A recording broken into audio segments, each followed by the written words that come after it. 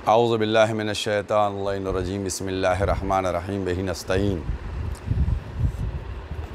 नाज़रीन, बहुत से फ़ोन आ रहे हैं और लोग क़ुरबानी के सिलसिले में जस्तजू कर रहे हैं और सवाल कर रहे हैं कि बकरीद में क्या है।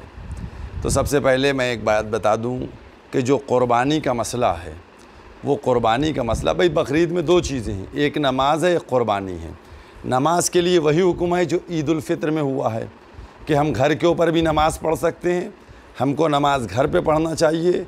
चूँकि हमारे लिए परमिशन नहीं है हुकूमत की तरफ से, लिहाजा हम घर पर अकेले भी नमाज़ पढ़ सकते हैं, 4 लोग जमा होकर भी नमाज़ पढ़ सकते हैं बकरीद की। उसमें कोई मरहला नहीं, कोई मसला नहीं है। नंबर एक बात, नमाज का मसला क्लियर है, हमको नहीं, चूँकि इस वक्त जो बीमारी चल रही है उस बीमारी से हमको अपने को महफूज रखना है, हमको बचा के रखना है।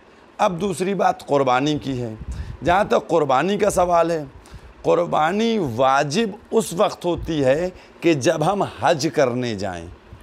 हम हिंदुस्तान में अगर हैं तो हमारे ऊपर ताकीद की गई है, मुअक्कद है कि आप क़ुरबानी कीजिए। तो अगर हमारे इख्तियार में है क़ुरबानी करना तो बिल्कुल हम क़ुरबानी कर सकते हैं। लेकिन चूँकि जो कोरोना चल रहा है, जिसकी वजह से आज पूरी दुनिया परेशान है, हमारे मुल्क के अंदर, हमारे सूबे के अंदर जिस शिद्दत से बढ़ रहा है, तो हमारी लोगों से अपील यही है, अपील करना चाहते हैं कि क़ुरबानी सुन्नत मुअक्कद है। अगर आप कहीं पा जाएं, आपको मिल जाए कोई जानवर, तो आप घर में अकेले उस पर क़ुरबानी करवा दीजिए। अब ये कि साहब बाज़ारें लगें और मार्केट लगे, तो मैं ये समझता हूँ कि जो हुकूमत की तरफ से गाइडलाइन हमारे सामने आई है, हमें उसको फॉलो करना चाहिए। चूँकि जैसा कि समाअतुल मरजा आगा सिस्तानी दामत बरकातहू ने भी फरमाया कि जो हुकूमत की तरफ से, इब्तिदा में फरमाया था उन्होंने कि जो हुकूमत की तरफ से गाइडलाइन आए और जो डॉक्टर्स कहें उसके ऊपर अमल करना है। तो अगर हुकूमत ने इस वक्त हमको परमिशन नहीं दी है तो हम उस जो हुकूमत की गाइडलाइन है उसके तहत अंजाम दें कि हम अगर घर में करवा सकते हैं, हमारे घर में जानवर पला हुआ है, बकरा पला है, हम क़ुरबानी करा सकते हैं। लेकिन अब क़ुरबानी के एवज़ क्या है, क़ुरबानी का बदल क्या है? तो देखिए, क़ुरबानी जो है ये एक नेक अमल है, ताकीद जिसके लिए की गई है, इसका बदल कुछ नहीं है। जहाँ तक सदक़े की बात की जा रही है, सदक़ा 365 दिन दीजिए। सदक़े का जो मामला है वो जब दिल चाहे सदक़ा दीजिए, जितना दिल चाहे सदक़ा दीजिए, वो अलग है, क़ुरबानी अलग है। और हम लोगों से ये अपील करना चाहेंगे, अपने सामने आप लोग एक मसले को बिल्कुल वाज़े तौर पे रखें कि जब परवरदिगार आलम अपनी वाजिब इबादात में आपको रियायत दे देता है। कुरान करीम में मौजूद है कि अगर तुम सफ़र पे हो और अगर तुम बीमार हो तो रोज़ा नहीं रखो। तो जब वाजिब अमल जो है सेहत की ख़राबी के लिए ये है कि वाजिब अमल को छोड़ सकते हैं, तो ये तो एक मुअक्कद अमल है।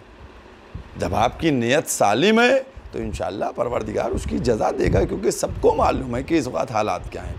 लिहाजा हमारी यही अपील है कि जो वायरस चल रहा है, जिस तरीके से बीमारी तेज़ी से फैल रही है, इधर तो आप देख ही रहे हैं कि तेज़ी से फैल रही है, तो उसमें हम एहतियात करें और हुकूमत की गाइडलाइन के मुताबिक अमल करें। जहाँ तक क़ुरबानी का मसला है, अगर हमको मिल जाता है। और एक बात ये कि देखिए, जो लोग क़ुरबानी करें, 2 चीज़ें और अपील करूँगा। एक ये कि इसमें जो है, जो वीडियो आजकल हर चीज़ में बनते हैं, वीडियो बनाकर नहीं डाले जाएं।